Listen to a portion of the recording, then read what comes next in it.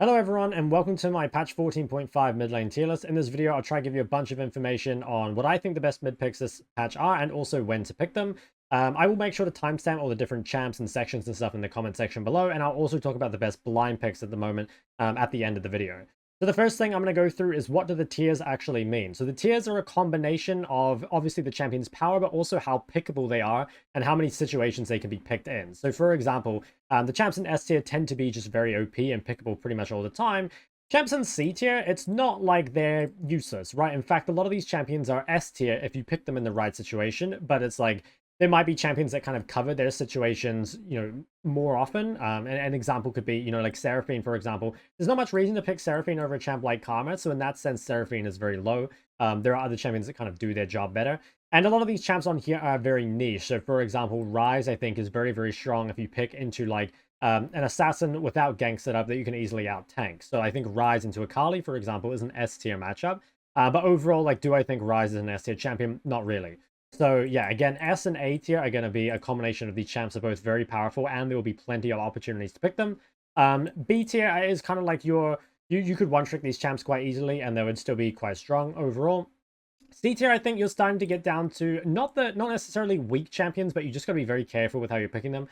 There are a lot of counterpick champions in this section. Stuff like Swain is absurd if you get a good matchup. Smolder, if you get away with it, obviously is very good. Galio with engage comps and stuff. So C tier champions are not weak, okay? They're just more niche. D tier is the only champions I'd really stay away from at the moment. I think these champs are just generally outperformed by everything else, and I think the situations to pick them in are so niche that it probably isn't really worth thinking about. So let's start off by talking about our S and A tier champions. I'll talk about these kind of champ by champ because I think they are going to be the ones you guys are more interested in. I probably won't talk champ by champ for B and C tier, but again, like if you know the right situations to pick them in, they can be good. So we'll start with our S tier. So I think Ahri, after her buffs on 14.4 as well as the Malignance buffs, is for most players probably the best mid in the game.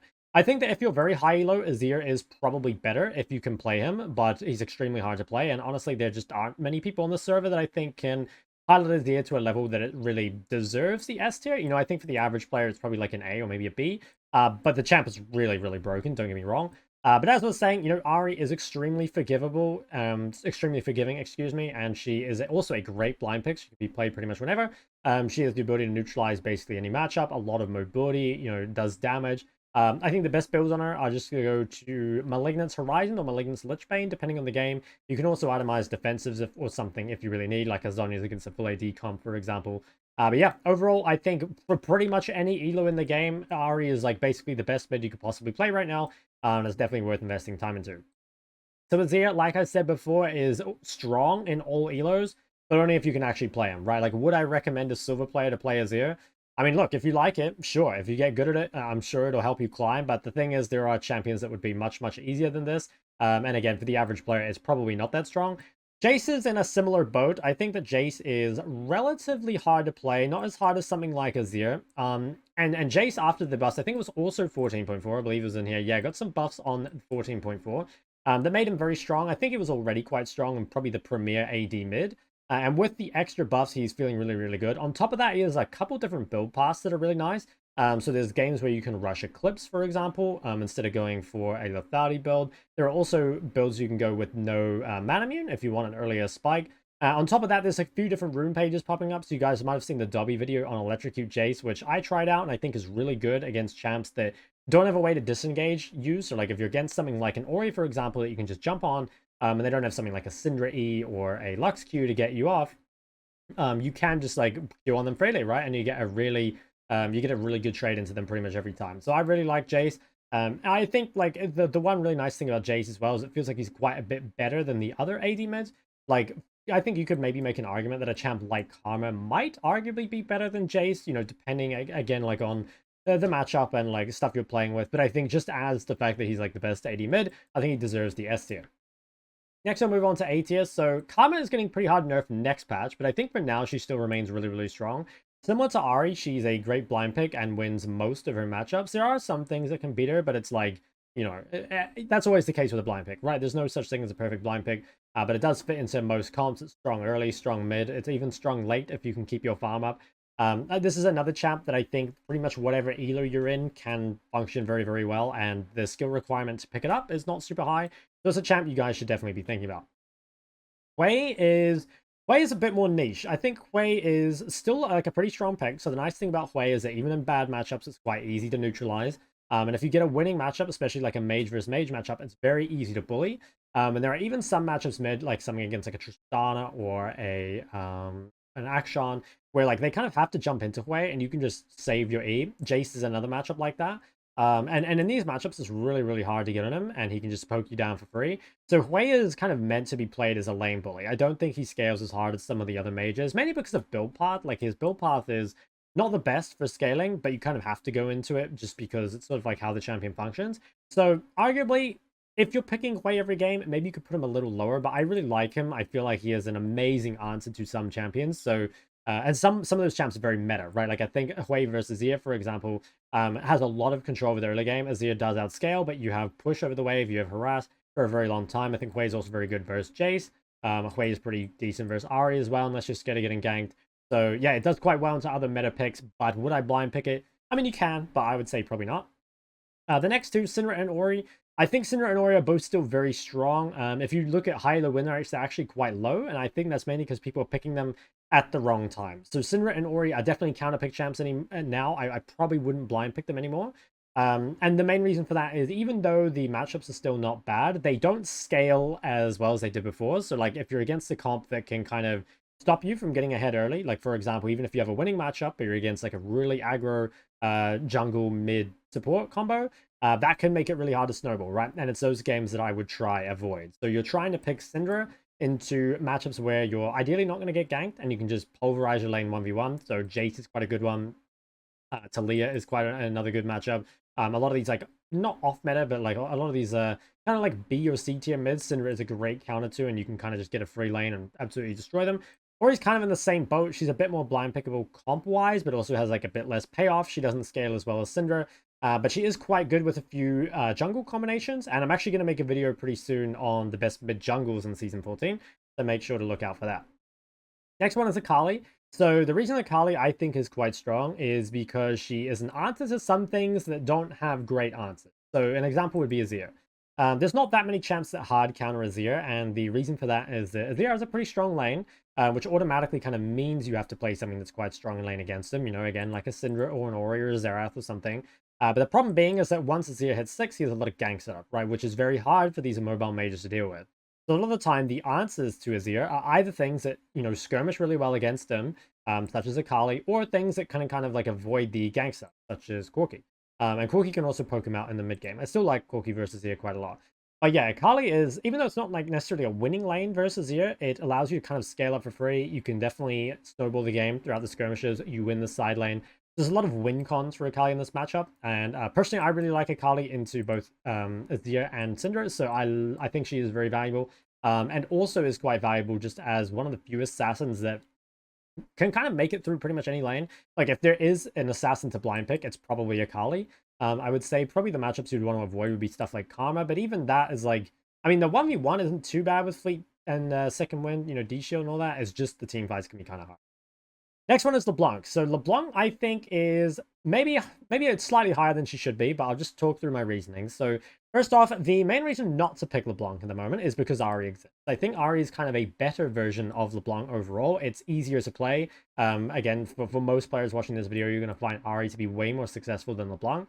That being said, LeBlanc definitely has higher highs and has really high potential into melee matchups especially. So normally when you pick LeBlanc, it's when you have ideally ganking jungle, ganking support, and a winning matchup. And on top of that, there's a new LeBlanc page that's being played a lot recently, which is the first strike LeBlanc page. I've played a lot of this, and my win rate with it is really, really high. That being said, I am exclusively counterpicking with LeBlanc. I pick her into stuff like Akali or Kiana, you know, things that you can really easily first strike off of and scale super nicely into the mid game. So I think for that reason, LeBlanc is one of the, you know, similar to like stuff like Syndra and Ori being kind of the mage counters. I think LeBlanc is one of the best assassin counters in the meta. But you need to be careful picking her. Again, like if you have a winning matchup, like if you pick into an assassin and you don't have a useful jungle and support, that's kind of okay. But like what you really don't want is, let's say you end up playing something like LeBlanc versus, I don't know, LeBlanc versus Syndra, a matchup that 1v1 is favored to Syndra. If you don't have the jungle and support to help you in this matchup, you're kind of just going to go even and then get outscaled, which feels kind of bad. And so I'd be a bit careful picking her. As long as you have the right champs around you, though, should be good. Next is Taliyah. So I think Taliyah is another, like, in terms of comp, probably the best counter pick on the patch. So the thing with Taliyah is she is amazing versus short range comps. She's really good against like any champs with like dashes, you know, melee, short range. She's also extremely good when you have lots of guaranteed CC on your team. Like I played a game recently as Taliyah where I had, I think, I had Rek'Sai support and like Volley Bear jungle or something. It was just the freest game of all time, right? Because all I had to do was just fill up everyone else's CC, and it was absolutely amazing. So I think Taliyah is, again, probably not a blind pick. I think that if you do blind Taliyah, you're going to run into something like, you know, a Syndra or an Ori, or possibly some really good gank setup, you know, LeBlanc plus Jarvan or something. But if you're picking with Taliyah, I think it's really good. Can you blind pick it? Like, yeah. But I think it loses some of its value as a blind. Next is Tristana. So Tristana, I think, is, again, it's kind of like a counter pick champ. Like, it's one of the better counter pick ADs. Part of the reason you pick Tristana is because she gets a lot of push and is also very ungankable. So that can make it quite good with a lot of AP junglers that need to kind of like invade or just need prior to function. You do need to be careful, I think, with Tristana, because I do think there are a lot of matchups that aren't that great. Like, I think Tristana versus Syndra, Hwei, Azir, and not that great. Even Ahri, like anything that kind of has CC and can hold it is not the best, but Tristana does do well into Jayce. Tristana is good versus LeBlanc. If they have double AP, you can play Tristan to like Akali and rush a Hex Drinker. So there's definitely good matchups for it. Potentially could go a little lower. Like, you know, maybe could move it down. It depends, like, if you really need mobility or not. Because I think I'd always rather pick Jayce over Trist. But, you know, if it's a really hard game to play a somewhat mobile mid like Jayce, that's when you might think about it. After that, we have Neeko. I think Neeko is still very, very strong in the laning phase, and that's her main thing. She is also really, really good at mid-jungle 2v2. I think if you're playing in lower elos, this is actually probably a weaker pick because you really need to get a lot done in the early game to make it work, and you generally do get outscaled by most mids. So I think this is like more of a high to very high elo pick, and to be honest, it is risky, right? Like, I think it's easier to play other stuff on the list, but again, I do think it's a powerful champ. So that's kind of my read on most of the S or A tier champs. Again, I'm not going to go through champ by champ for B and C tier or D tier, because I think, like, well, one, it would take too long, and two, it's normally going to be fairly, not like obvious, but I think like if you're a one trick, I mean, you can just play them all the time, or like you might have a good idea of what matchups you really like them into. So next, I'm just going to go through champ by some of the champs that I've moved around, or some of the ones that have received big changes. Our first one is TF. So I think TF mid was quite OP when they made the initial changes to AD. I would say that TF mid was actually, at least for ADC TF, was probably the weakest of the three. And the reason is that there's a lot of matchups mid where you would need to take TP instead of Ghost. Whereas top lane TF and bot lane TF would almost exclusively take Ghost, which I think is very, very important to this champ. They have nerfed ADTF pretty significantly, and I think APTF, while it's still pretty strong, kind of feels like Ahri and Karma do this job a little better, but I think there is maybe an argument for it being a little higher. You know, like, you could maybe make an argument that it's A tier. I think for me, it's just like, is it as blindable as these? I would say no. Is it as good a counter pick as something like LeBlanc or Taliyah? I would also say no. So, like, it doesn't have good pairings. Yes, I think if you're a TF main, you can definitely make it work. But overall, I do think it lost quite a bit of power. Next one is Veigar. So Veigar got some buffs. He got increased AP. I believe it was in, 14.5. He got an increased AP ratio on his Q. The thing with Veigar is I felt like it was less the champion's strength that was holding him back and more the build. So similar to Lissandra, Veigar has really been struggling with the removal of Everfrost, because as Veigar before, you would kind of just go Everfrost or Crown, and that would be your solid first item, right? And then you would just go Deathcap second, which was super, super nice, because that allowed you to get a ton of AP really early into the game. And so the thing that Veigar's really struggled with this season is if you go something like tier Roa Seraphs, it's kind of good, but it's very, very slow, and you don't get your Deathcap until 3 items, and Roa, while cheap, Seraphs is pretty expensive. So basically, it was just a very slow build path, and Veigar would come online quite late. I've also seen people experimenting with full AP Veigar builds, but then you just never really have the durability as a relatively short-range champ to end up surviving. So I think while the Veigar buffs, I mean, they're nice, like they do a little bit. I actually think the bigger buff to Veigar is that there's kind of been a build that people have been starting to use, and that's Roa, Roa Shirelia's into Deathcap. So the reason Roa Shirelia's Deathcap is quite good is because, one, it means you can skip the tier. Two, both Roa and Shirelia's are quite cheap items, and Shirelia's gives you a lot of what you need. It gives you move speed and CDR, And also it's a cheap second item, which means you can still get your death cap at a relatively reasonable time. So if there are any Veigar players out there, I'd really recommend trying Roish Aurelia into death cap. I think it feels really, really good. And I think for that reason, that brings Veigar out of D tier for me. And I think the times you want to pick Veigar is probably into, again, shorter range comps or freer matchups. I have seen Veigar played recently with First Strike into those easier matchups and Spellbook into the more difficult matchups. If you're not sure how to use Spellbook, I do have a video on it on my channel. But yeah, overall, I think Veigar deserves to be a little higher. He's still kind of more of a niche counterpick champion, but I think if you main Veigar before, you should feel pretty happy about it now. Next one is Vex. So Vex also received some pretty nice buffs, and her win rate went up a fair amount. The only thing really keeping me from putting Vex in B tier is just it feels like there are better options, right? Like, I still think Vex is a pretty good champion. And honestly, it is quite good against stuff like Yasuo, for example, but against most other champs, I think you would rather be like a Taliyah or a LeBlanc or something. But if you're a Vex main, like a Vex one trick, I think you can make a pretty solid argument the champ is actually just like B tier or so. But at least for me, I think there are other much better answers to the things that Vex counters. And I also think Vex can sort of struggle against some of the more meta mids, right? And on top of that, it's maybe not the best blind either because you can run into something like a Syndra or an Ori and have a really tough time in the lane. So it's definitely a nice buff to Vex, and like if it's a champ you had in your champ pool, it's definitely worth bringing back at the moment, but for me it doesn't really make it out of C tier. Smolder is a very interesting one. So with the Smolder changes, his win rate actually went up, and I think Smolder is extremely broken right now. The main difference is they kind of disincentivize the full tank Smolder builds, which was something that you kind of needed to do mid into certain assassin matchups. Now, that being said, I think if you pick Smolder as a counter pick and your lane's not too hard, he's an S tier champ, without a doubt. I think the champ is extremely broken. But I think Smolder is now so bad as a blind pick mid that he's probably quite low. I mean, maybe you could... yeah, I mean, look, you could maybe argue that he's B tier because he's a flex. And in that sense, like, if you pick Smolder mid, you might end up versing something that's, like, relatively easy. At the same time, like, if you pick Smolder mid, you know, even if the champ doesn't necessarily beat you 1v1, it's kind of like picking Kassadin. You know, like, you might lose so much in the early game. Like, I played a game of Ahri versus Smolder, for example, which, even though I couldn't pressure Smolder 1v1, I pretty much won the map before Smolder was ever a champ. So, you have to be quite careful picking this. But, you know, I for sure think that I'm going to see some comments on this video saying Smolder and C tier, you know, Shok, what are you smoking? And the thing is, it's like, for me, it's either an S or a C, you know, depending on the matchup. So, yeah, if you're just a bit careful with it, if you pick it into something that can't really pressure early, or that you can kind of just, like, gets a free farm and, you know, they can't just explode the game before it becomes too much of an issue. Once you get 225 stacks in this champ, the game is effectively over. And again, I think this champ is absolutely ridiculous and should probably be nerfed into the ground. Another one I've seen a lot more recently is Swain. And I think Swain, there's another argument for Swain being a potentially S tier counter. I think that there are matchups where you can pick Swain into where he gets pressure, outscales, and comp counters. So in that sense, I think Swain is very OP. I think the thing with Swain, though, is, again, there are a lot of bad matchups. And also, it's like, is he that good against any of the meta blinds? I would say the answer is not really, right? Like, do you want to play Swain versus, like, Karma, Ahri, Azir? I would say no, right? Like, I think Swain is quite good against champs that you can out-tank or don't really have the DPS to kill you.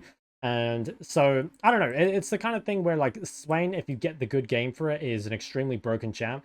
But I think because of the meta is held back pretty significantly, I also think Swain has some kind of weird builds, right? Like, I've seen a lot of Ahri and Malignance, which gives you a nice early game spike, but it also can make it quite hard to scale into certain comps because you just end up too squishy, and Ahri, obviously, as a rune, doesn't really scale beyond the laning phase, which is kind of weird because, like, a lot of the time you're taking Ahri on Swain to go even as opposed to actually win your lane. At least that's been my experience of versing these Swains. So, yeah, I don't know.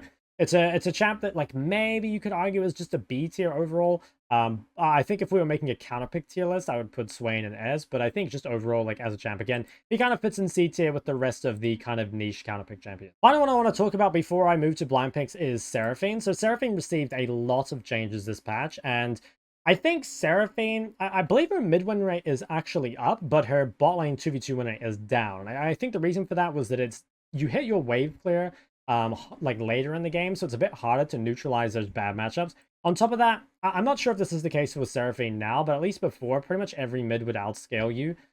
At least in the sense of, like, the scaling mids. Like, you know what I mean? It's like, okay, if you verse, like, a Syndra or an Ori or a Azir or something, you would get outscaled. Now, if you could play Seraphine against something like Hwei and make it through the lane, I think that could not be bad. But, like, at least from my perspective, and I could be wrong on this because I'll be honest, guys, I don't play Seraphine. From my outside perspective on Seraphine, I feel like it's just better to play a champ like Karma. I think that you get maybe not quite as good scaling, but you get a much better early game to make up for it. I guess it's like a pseudo flex pick, but so is Karma between mid, top, and support. So I don't see much reason to pick this. If you play Seraphine, let me know in the comments. Like maybe I'm completely off base with this one. I haven't, I haven't played it personally. So I did ask some people what they thought of Seraphine, and the general consensus was that she was a bit weaker mid than before. But this one I could definitely be wrong on. Now I will move to blind picks. So this is something that I get asked all the time: is what are the best mid blinds? So normally what makes a good mid lane blind pick is one, the ability to at least neutralize or if possible win a lot of matchups. And also mobility is a big bonus. So you don't necessarily need mobility if you've seen some of their comp, right? There's a difference between like first pick blind picking and like blinding a matchup, but you've seen the enemy support in jungle. So something like Ahri and Azir are, Azir wins most of his lanes, and Ahri can at least neutralize most of her lanes, and they also have a ton of mobility and a lot of safety. So these are kind of your absolute S tier blinds, and they're also just S tier champs in general, where you can pick them and basically not be worried about anything. Karma, I would say, is also an S tier blind. I think she is very, very strong, and again, her flex pick nature goes a pretty long way. The only thing really to be careful about of picking Karma is maybe not having the right jungle around you. Like, Karma's a lot better with AD junglers than she is AP junglers. Now, obviously, that's the case with basically every AP mid, but I think it affects a not supportive champ per se, but like a champ that it's really nice if you can be like that big AP damage threat. Same with Azir. Ahri can kind of play a bit more utility, but Karma's actually like more of a damage champ these days.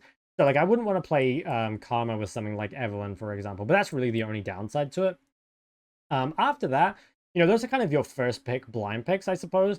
After that, it's like there's a lot of things you can blind pick if you've seen certain things. So for example, like Syndra and Ori can be blinded matchup-wise if you see their kind of jungle and support aren't that threatening. Because even if you verse something like an Akali at that point, you can probably just play to outscale, knowing that you won't get ganked. I think Jayce is kind of the same. Like Jayce, if you know they don't have a ton of threat onto you, is pretty safe matchup-wise. And there's some other champs that kind of work the other way around. For example, a champ like LeBlanc, even if you haven't seen the enemy team so much, as long as you've seen your team and you have a threatening jungle and a threatening support, you can pretty much always blind it. Because you just know that no matter what they pick, you're going to receive a lot of help mix. So I guess the TLDR, I think the best blinds are basically Ahri, Azir, Karma. I think after that, blinds for matchup is stuff like Hwei, Syndra, Ori maybe, and blinds for comp, champs that still have mobility. I would say Akali, LeBlanc, or something else that's really long range and safe like Lux. Obviously, pretty much anything can arguably be blind picked, right? Like if you're good enough at the champ, you can probably neutralize. But I think it is really good to have like a dedicated blind pick champ in your champion pool. And the one I always recommend is Ahri. She's basically a good blind pick in pretty much every meta. It's very, very rare that this champion is weak, and she's also very easy to pick up. She does have a high skill cap, but very forgiving to pick up. So that'll probably be it for my 14.5 tier list. Again, I'm going to make one for mid-jungle duos, and I'll also make one specifically for low elo, because a lot of people complain that this is the high elo tier list, and it's not specifically for high elo, but it's not catered towards lower elo either. I just think this is what is overall the strongest, assuming you can play it, right? And it's definitely true that in a low elo tier list, champions that are relatively easier to play, like Vex, for example, would probably be much higher up on the list. So anyway, guys, let me know your thoughts in the comments section below. I'll make sure to read them all and reply to them. If you have any other questions, come to my Twitch chat on twitch.tv/ShokLaw. I'll be happy to reply to them there. Otherwise, don't forget to like and subscribe. I'll see you guys in the next one.